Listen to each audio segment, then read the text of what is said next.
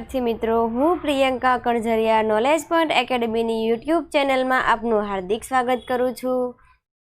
अपनी जीएस नी सीरीज में आज आपणे जोईशुं पॉलिटी। जोईए तेना थोड़ा क्वेश्चन। फर्स्ट क्वेश्चन, शेर बजार कई सूचीनो विषय छे? संघ सूची, राज्य सूची, समवर्ती सूची के आपेल तमाम? राइट आंसर आवशे संघ सूची। संघ सूची ने अंग्रेजी में यूनियन लिस्ट पण कहेवाय छे। संघ सूची में नियम अने कानून केंद्र सरकार बनावे छे।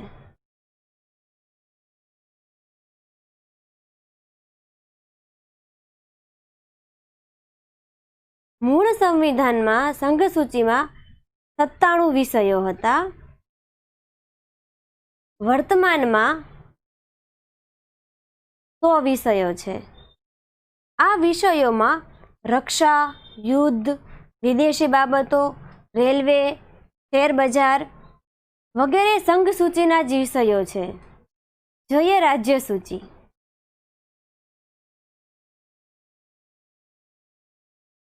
आनी पर नियम अने कानून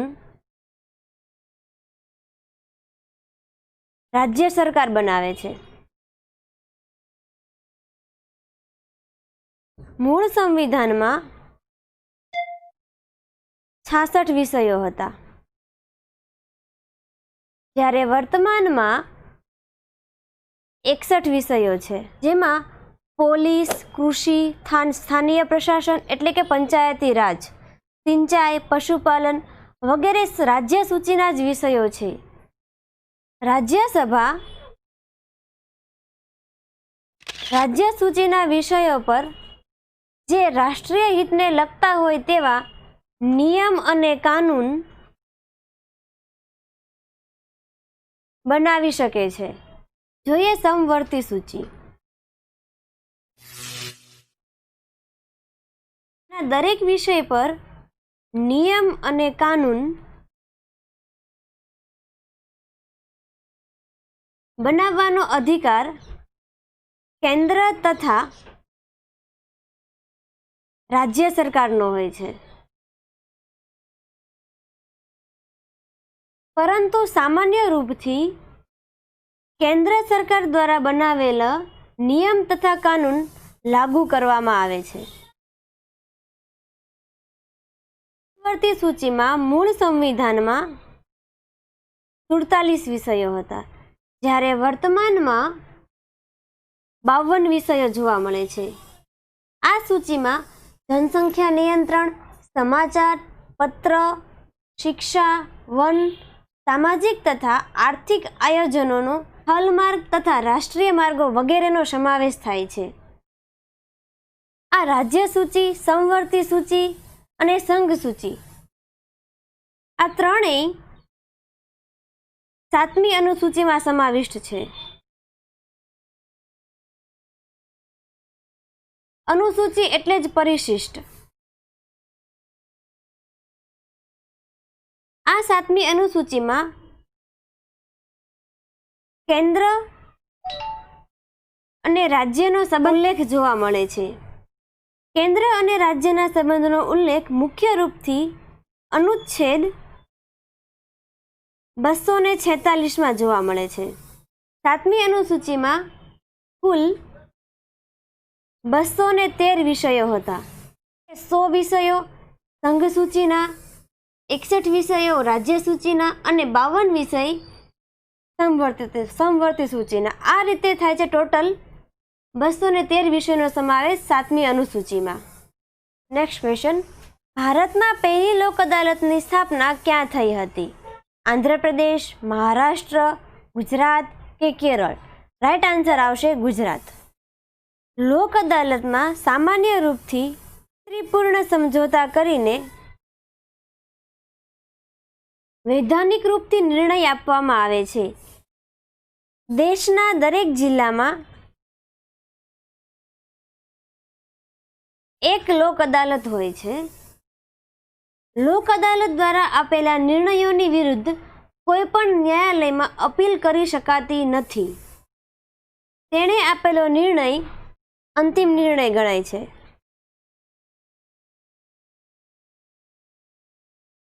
લોક અદાલતમાં દીવાની કેસો, નાગરિક બાબતો, લગ્ન, વિવાદ, જમીન, મજૂર, સંપત્તિ વહેંચણી વિવાદ, વીમો, વીજળી સંબંધિત તમામ વિવાદોનું સમાધાન કરવામાં આવે છે. સૌપ્રથમ લોક અદાલતનું આયોજન 6 ઓક્ટોબર 1985 PN ભગવતી અધ્યક્ષતા હેઠળ કરવામાં આવ્યું હતું. લોક અદાલત સ્થાપવાનો વિચાર પૂર્વ મુખ્ય ન્યાયાધીશ PN ભગવતીને જ આવ્યો હતો. તેમણે ભારતની પ્રથમ લોક અદાલત 1982 ગુજરાતમાં સ્થાપી હતી. હાલમાં ઓરિસ્સાના કંધમાલ જિલ્લામાં એક વ્યક્તિ દ્વારા 20થી વધુ પ્રયત્નો બાદ પણ આધાર કાર્ડ મેળવવામાં નિષ્ફળતા મળતા લોક અદાલતમાં ફરિયાદ નોંધાવી હતી. જિલ્લા ન્યાયાધીશ લોક અદાલતનો મુખ્ય ન્યાયાધીશ હોય છે. જિલ્લા ન્યાયાધીશની નિયુક્તિ રાજ્યપાલ દ્વારા કરવામાં આવે છે. રાજ્યપાલ આ નિયુક્તિ કરતા પહેલા હાઈકોર્ટના મુખ્ય ન્યાયાધીશની સલાહ લે છે. જિલ્લા ન્યાયાધીશની યોગ્યતા વિશે જોઈએ. કેન્દ્ર તથા રાજ્ય સરકારમાં કોઈ સરકારી સેવામાં કાર્યરત ન હોવો જોઈએ. તેને 7 વર્ષનો વકીલાતનો અનુભવ હોવો જોઈએ. આ ઉપરાંત ઉચ્ચ ન્યાયાલય દ્વારા તેના નામની ભલામણ કરેલી હોવી જોઈએ. ઉચ્ચ ન્યાયાલય અને હાઈકોર્ટ એટલે બંને એક જ છે. હાલમાં ભારતમાં કુલ 25 હાઈકોર્ટ આવેલી છે. 2019માં છેલ્લે આંધ્રપ્રદેશમાં નવી હાઈકોર્ટ બની. તેનું સ્થાન અમરાવતીમાં આવેલું છે. ખાસ યાદ રાખજો, સુપ્રીમ કોર્ટના મુખ્ય ન્યાયાધીશ અને અન્ય ન્યાયાધીશોને હટાવવા માટે લોકસભા અને રાજ્યસભાના કેટલા સભ્યોના હસ્તાક્ષર આપવાના હોય છે? લોકસભાના 100 સભ્ય અને રાજ્યસભાના 50 સભ્ય, રાજ્યસભાના 100 સભ્ય અને લોકસભાના 50 સભ્ય. આપેલ બંને કે એક પણ નહીં. રાઈટ આન્સર આવશે લોકસભાના 100 સભ્ય અને રાજ્યસભાના 50 સભ્ય. સુપ્રીમ કોર્ટના મુખ્ય ન્યાયાધીશ અને અન્ય ન્યાયાધીશને હટાવવા માટે એટલે કે 1+30 લોકસભાના 100 સભ્ય અને રાજ્યસભાના 50 સભ્યોનો હસ્તાક્ષર બાદ આ રિપોર્ટ લોકસભામાં અધ્યક્ષને આપવામાં આવે છે અને રાજ્યસભામાં સભાપતિને આપવામાં આવે છે. જો અધ્યક્ષ અને સભાપતિને આ રિપોર્ટ સ્વીકાર હોય અથવા તો અસ્વીકાર હોય, જો સ્વીકાર હોય તો એક સુપ્રીમ કોર્ટના મુખ્ય ન્યાયાધીશ અથવા અન્ય ન્યાયાધીશ, એક હાઈકોર્ટના ન્યાયાધીશ અને એક ન્યાયનો જાણકાર.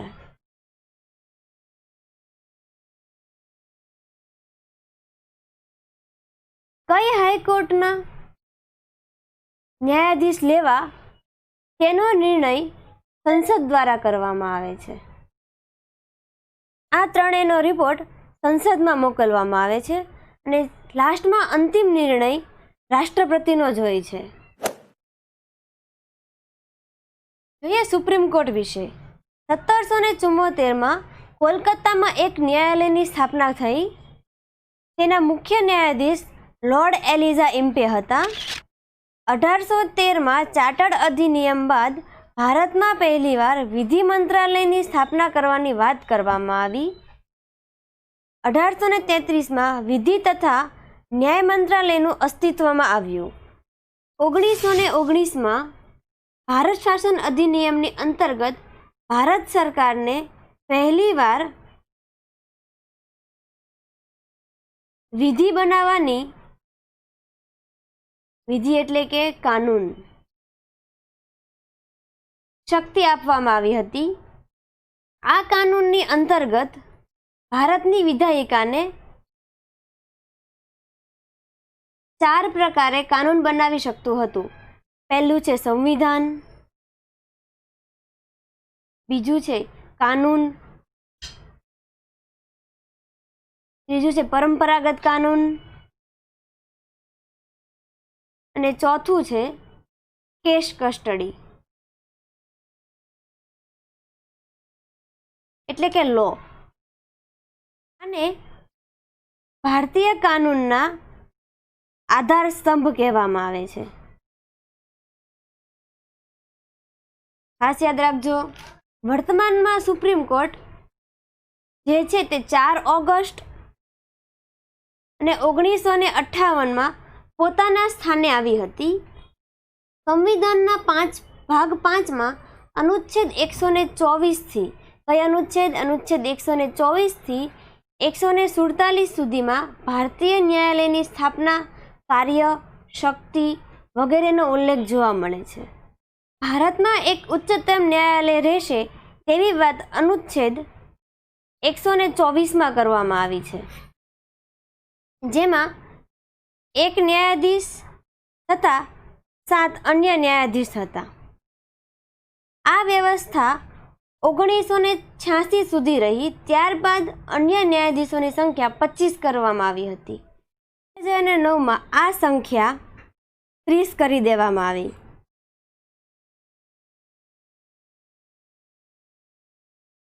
નેક્સ્ટ ક્વેશ્ચન, સંયુક્ત અધિવેશનનો ઉલ્લેખ કયા અનુચ્છેદમાં છે? અનુચ્છેદ 124, અનુચ્છેદ 108, અનુચ્છેદ 120 કે અનુચ્છેદ 74? રાઈટ આન્સર આવશે અનુચ્છેદ 108. સંયુક્ત અધિવેશન અનુચ્છેદ 108માં તેની બેઠકનો ઉલ્લેખ જોવા મળે છે. રાષ્ટ્રપતિ 3 બાબતો પર સંયુક્ત અધિવેશન બોલાવી શકે છે. પહેલું, જ્યારે બીજું સદન બિલનો અસ્વીકાર કરે.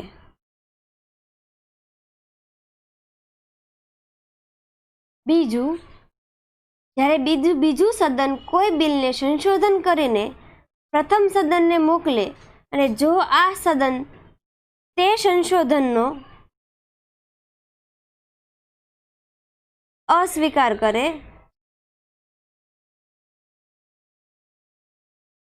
તો સંયુક્ત અધિવેશન બોલાવે છે. ત્રીજું, જ્યારે બીજું સદન કોઈ બિલને 6 મહિના સુધી કે તેથી વધારે જો પોતાની પાસે રાખે અને ગતિરોધ એટલે કે મતભેદની સ્થિતિ ઊભી થાય તો આવી સ્થિતિમાં રાષ્ટ્રપતિ સંયુક્ત અધિવેશન બોલાવી શકે છે. કોણ બોલાવી શકે છે? રાષ્ટ્રપતિ. સંયુક્ત અધિવેશનની તારીખ પણ રાષ્ટ્રપતિ દ્વારા જ નક્કી કરવામાં આવે છે. રાષ્ટ્રપતિ આ કાર્ય મંત્રી પરિષદની સલાહ બાદ કરશે.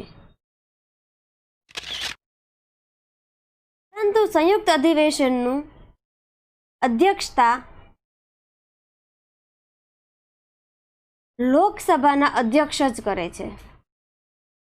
સંયુક્ત અધિવેશનનું કોરમ 1/10 એટલે કે 80 સદસ્યો હોય છે. અત્યાર સુધીમાં 3 વાર સંયુક્ત અધિવેશન બોલાવવામાં આવ્યું છે. પહેલી વખત 1961માં દહેજ પ્રતિબંધ વિધેયક માટે જવાહરલાલ નહેરુ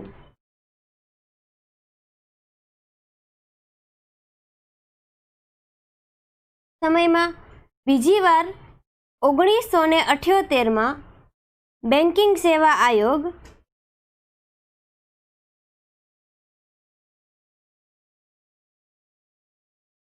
વિધેયક માટે મોરારજી દેસાઈના સમયમાં અને ત્રીજી વાર 2002માં આતંકવાદ નિવારણ વિધેયક માટે અટલ બિહારી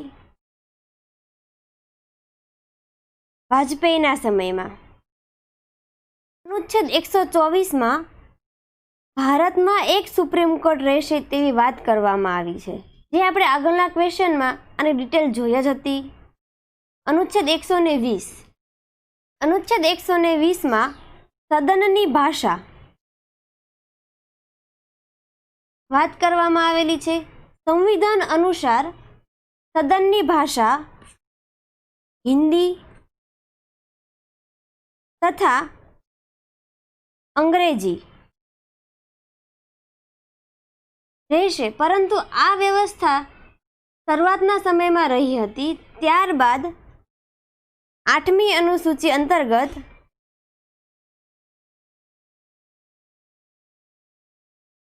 દરેક વ્યક્તિને લોકસભામાં છૂટછાટ આપવામાં આવી. 2016માં રાજ્યસભામાં પણ 22 ભાષાને મંજૂરી આપવામાં આવી હતી. અનુચ્છેદ 74. રાષ્ટ્રપતિ કોઈપણ કાર્ય મંત્રી પરિષદની સલાહ બાદ કરશે તેવું આ અનુચ્છેદમાં જણાવવામાં આવેલું છે.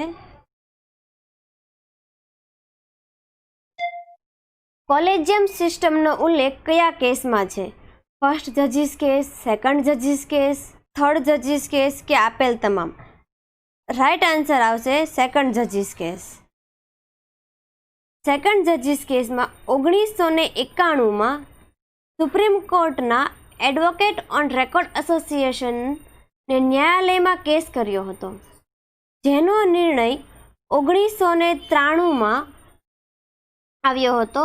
આ કેસને supreme court on record association વિરુદ્ધ ભારત સરકાર કહેવામાં આવે છે. આ નિર્ણય બાદ ન્યાયાધીશની નિયુક્તિ સંબંધિત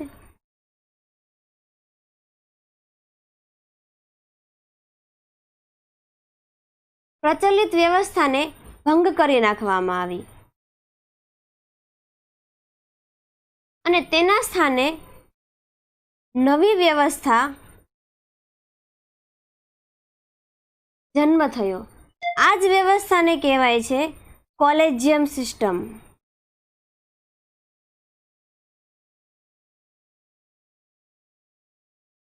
આ વ્યવસ્થા અનુસાર ન્યાયાધીશ પોતાના સદસ્યોમાંથી એક મુખ્ય ન્યાયાધીશની નિયુક્તિ કરશે. આ સદસ્યો રાષ્ટ્રપતિને ભલામણો કરશે. રાષ્ટ્રપતિ આ ભલામણને એકવાર વિચારણા કરવા માટે પાછું આપી શકે છે, જે થર્ડ જજીસ કેસ.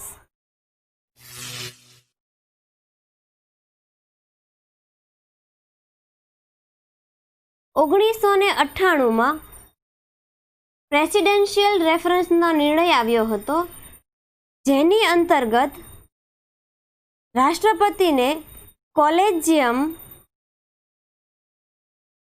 વ્યવસ્થાએ આપેલા નામોને એક વખત વિચારણા માટે કેટલી વખત? એક વખત વિચારણા માટે રાષ્ટ્રપતિને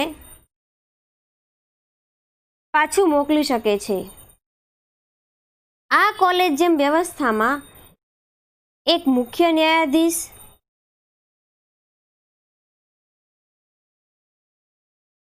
તથા 4 અન્ય ન્યાયાધીશ રહેશે તેવું જણાવવામાં આવેલ છે. ફર્સ્ટ જજીસ કેસ.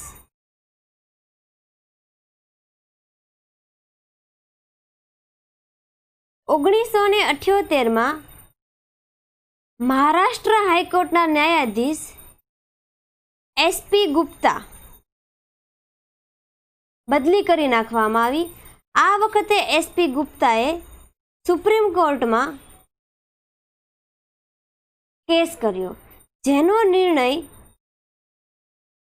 1982માં આપવામાં આવ્યો હતો.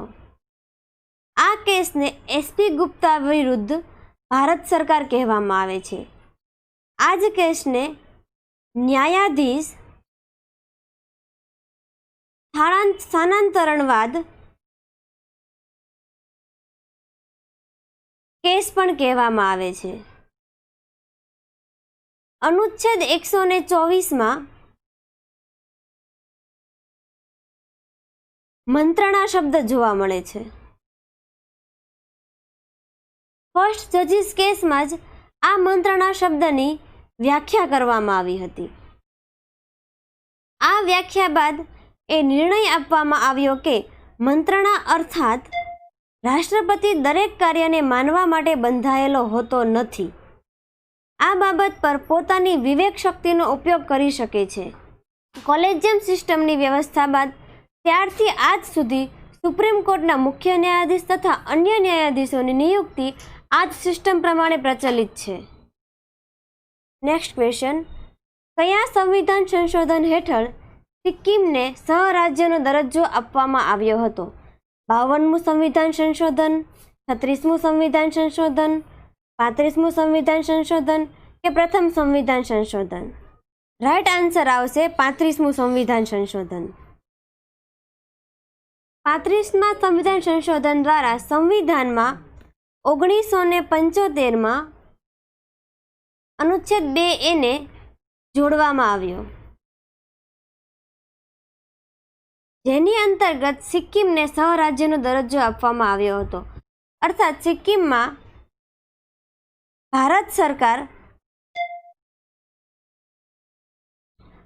આંતરિક હસ્તક્ષેપ કરશે નહીં,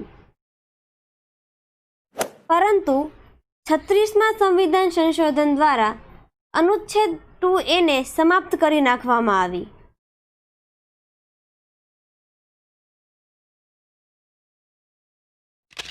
તથા સિક્કિમને ભારતના એક અભિન્ન અંગ બનાવવામાં આવ્યો હતો. આ જ સંવિધાન સંશોધન દ્વારા સિક્કિમમાં કુલ 32 વિધાનસભાની સીટોની વ્યવસ્થા કરવામાં આવી છે. 52મું સંવિધાન સંશોધન 1985માં 52મા સંવિધાન સંશોધન દ્વારા 10મી અનુસૂચિને જોડવામાં આવી હતી. આ અનુસૂચિનો સંબંધ અનુચ્છેદ 102, અનુચ્છેદ 191, અનુચ્છેદ 361 સાથે છે. અનુચ્છેદ 102માં સંસદ સભ્યોની ગેરલાયકાત ઉલ્લેખ જોવા મળે છે, જ્યારે અનુચ્છેદ 191માં વિધાનમંડળના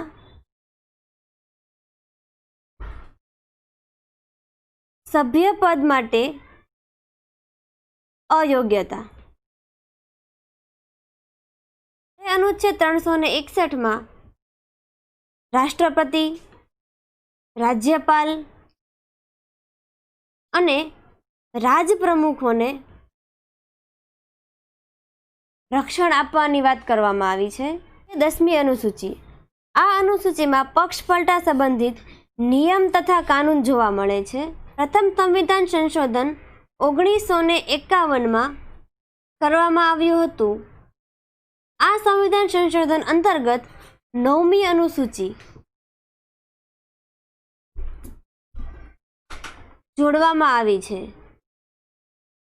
આ અનુસૂચિનો સંબંધ 31B સાથે છે. અનુચ્છેદ 31Bમાં અમુક અધિનિયમો અને વિનિયમોને કાયદેસર ઠરાવવા બાબતે વાત કરેલી છે. આ અનુસૂચિમાં આપેલ દરેક વિષયોને ન્યાયાલયની સમક્ષ વાદ કરવા માટે રજૂ કરી શકાતી નથી. આ અનુસૂચિ પર અંતિમ નિર્ણય કરવાનો હક ભારતની સંસદ પાસે છે. કયા રાજ્યનું સચિવાલય ભવન રાઇટર્સ બિલ્ડિંગ તરીકે ઓળખાય છે? અસમ, મહારાષ્ટ્ર, કર્ણાટક કે પશ્ચિમ બંગાળ? રાઈટ આન્સર આવશે પશ્ચિમ બંગાળ. રાઇટર્સ બિલ્ડિંગ ભારતના પશ્ચિમ બંગાળ રાજ્યના સચિવાલય ભવનની બિલ્ડિંગ છે, જેને ટૂંકમાં રાઇટર્સના નામથી પણ ઓળખવામાં આવે છે. આ રાઇટર્સ બિલ્ડિંગ પશ્ચિમ બંગાળના રાજધાની કોલકાતામાં આવેલી છે. આ રાઇટર્સ બિલ્ડિંગનું નિર્માણ કાર્ય 1777માં થયું હતું. તેના વાસ્તુકાર હતા થોમસ લ્યો.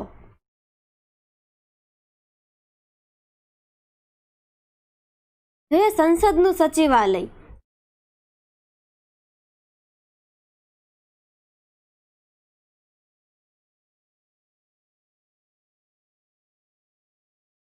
લોકસભા અને રાજ્યસભામાં બંનેમાં અલગ અલગ સચિવાલય હોય છે. બંનેના સચિવાલયના મુખ્યને કહેવાય છે મહાસચિવ. મહાસચિવને કેબિનેટ સચિવ પણ કહેવાય છે. કેબિનેટ સચિવ IAS હોય છે. આ મહાસચિવ અને કેબિનેટ સચિવ બસ અહીંયા જ બેસે, લોકસભા અને રાજ્યસભામાં બંનેમાં. આ મહાસચિવની નીચે ઉપસચિવ હોય છે, જે પણ IAS જ હોય છે. તેની નીચે સચિવ હોય છે, જે પણ એક IAS અધિકારી હોય છે. જે મહાસચિવ વિશે થોડી માહિતી.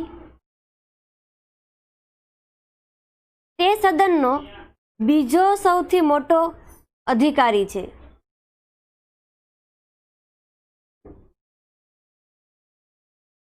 જે સદનને સારી રીતે ચલાવવામાં મદદ કરે છે.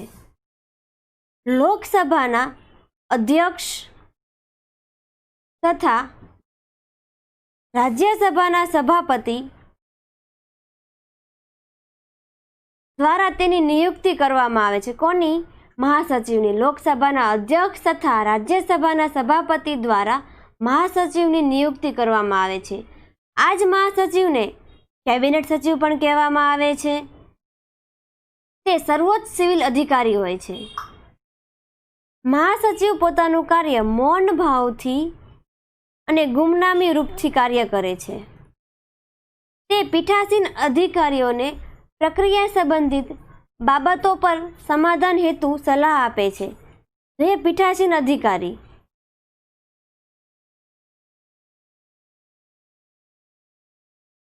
આ પીઠાસીન અધિકારીમાં લોકસભાના અધ્યક્ષ, ઉપાધ્યક્ષ, સભાપતિ તથા ઉપસભાપતિનો સમાવેશ થાય છે. મહાસચિવ આ પીઠાસન અધિકારીઓને સલાહ આપે છે. મહાસચિવ સભાની કાર્યવાહીનો પ્રત્યક્ષદર્શી હોય છે, પરંતુ તે સભાનો ભાગ હોતો નથી. મહાસચિવ ત્યારે જ બોલે છે જ્યારે તેની પાસે સદનમાં કોઈ બિલ આવે, ત્યારે જ બોલે છે. સભામાં તે અભિલેખોના રક્ષણ તરીકે કામ કરે છે. થેન્ક યુ મિત્રો.